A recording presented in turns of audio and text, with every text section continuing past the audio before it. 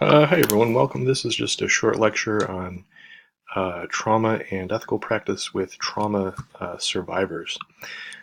So as usual, I like to just start with sort of locating ourselves in the semester. We're fairly close to the end of the semester, believe it or not, and these last few weeks are sort of the application of ethics to either specific populations or in specific settings. This week is about ethical practice with trauma survivors. So we should start with just a few minutes, just by talking about what we mean by trauma. So trauma is sort of a special category of stressor, and it involves an intense or overwhelming experience that could result in a serious loss, a serious threat, or harm to a person's physical or emotional well-being. Um, we know that trauma occurs really at any point in a person's life. There can be single traumatic events, or there can be repeated traumas over time. The key thing about trauma is that it overwhelms a person's coping resources. Um, this often leads someone to find a way of coping that may work in the short term, but is going to cause harm in the long run. So there are many sort of examples of trauma, some kind of abuse that might be physical abuse, emotional abuse, or sexual abuse. There are several examples of trauma that occur during childhood, um, neglect or abandonment, food insecurity or insufficiency, lack of money to meet basic needs, homelessness, that kind of thing, death of a parent, divorce. Family life that includes drug addiction, addiction to alcohol, parental incarceration, violence, that kind of thing. Rape is considered trauma, whether it occurs by a family member or someone known to the survivor, and then or not. And then serious medical illness or disease is also considered trauma. And I guess we can't see that. Or the title of the slide up here on top, it says examples of traumatic life experiences. Um, so war, combat, and civil unrest, torture is often considered trauma. So combat and war, things that happen certainly to civilians and members of the armed services, and then refugees also certainly. The refugee experience is also often a side effect of war or civil and political unrest. Catastrophic loss that might include losses of one's home or livelihood or people, pets. Um, these are often called disasters of nature, so things like floods and mudslides and hurricanes and tornadoes, that kind of thing. Um, the other thing that sort of would qualify as trauma is witnessing a horrific event. So witnessing an event that involves violence, a serious accident, or a death or an injury. What I want to point out here is that trauma is not the same thing as stress.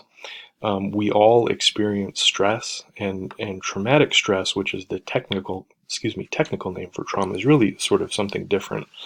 Um, a stress is, an upcoming test, or worrying about a bill that's coming due, or a job interview or something like that. A traumatic stress is victimization, natural disaster, sudden loss or death. Stress isn't, the stress related to a test or a job interview or something like that isn't always pleasant, but there's no threat to a person's bodily or emotional integrity there. And that's true even if you don't do well on a test, or even if one doesn't pay a bill, or the job interview doesn't go well. Traumatic stress is distinct because there's a threat to a person's sort of physical or emotional integrity there. Now, there is some disagreement over what constitutes traumatic stress. the general consensus is that people are allowed to define whether or not something is traumatic, although it's often the job of a therapist to help them sort out whether it was, a traumatic stressor or just a stressor. Um, and so just to cover this fourth bullet point here, like I said, traumatic stress really must include a threat to a person's, bodily or emotional integrity.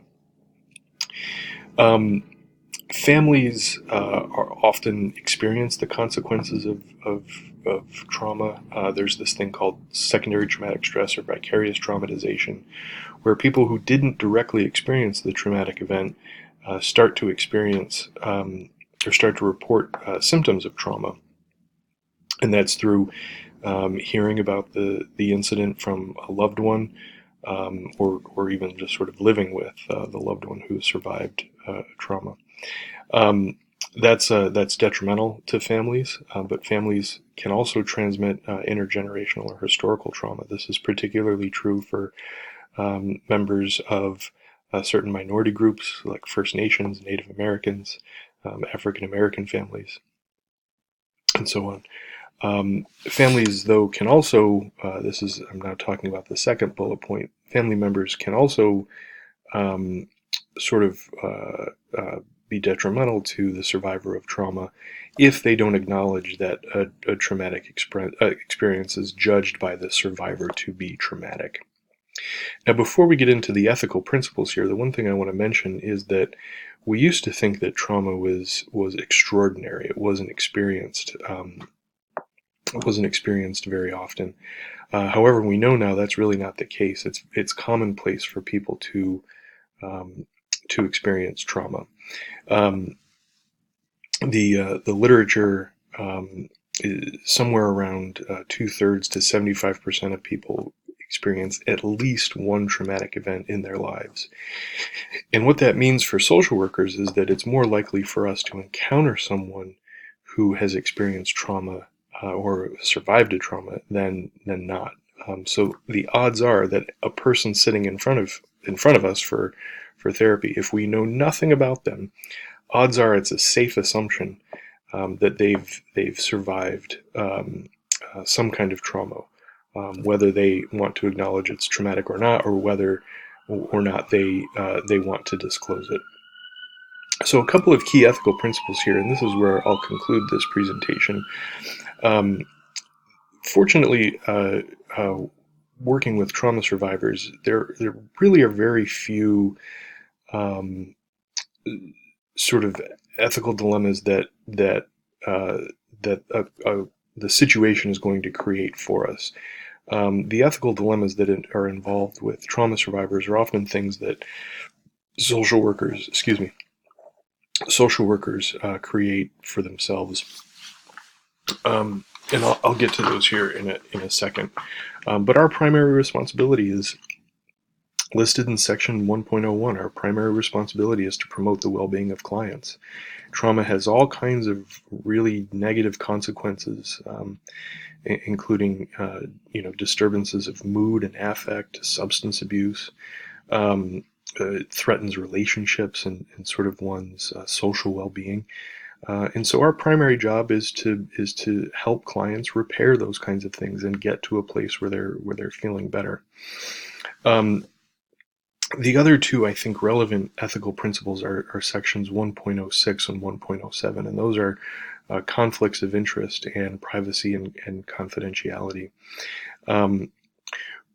We have an ethical duty to be alert to and avoid conflicts of interest, and this often comes into place in rural communities where there's maybe only a handful of social workers, or maybe only even one social worker providing services, and it might be common for the social worker and the client to have some familiarity with each other outside of the therapy room. In that case, like I said a second ago, it's not often the situation that presents an ethical dilemma, but there's an ethical dilemma that arises through the social worker's own actions, and that's handling conflicts of interest inappropriately or handling privacy and confidentiality inappropriately. So if it ever happens that you're working in a rural community, or you end up working with someone that you have some familiarity with, even if it's not a first-hand familiarity, the thing to do would be to seek consultation and supervision and consult the code of ethics there. So these are the three, like I said, the three primary ethical principles that are relevant to working with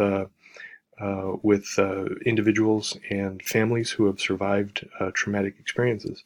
As always, if you have any questions, feel free to get in touch.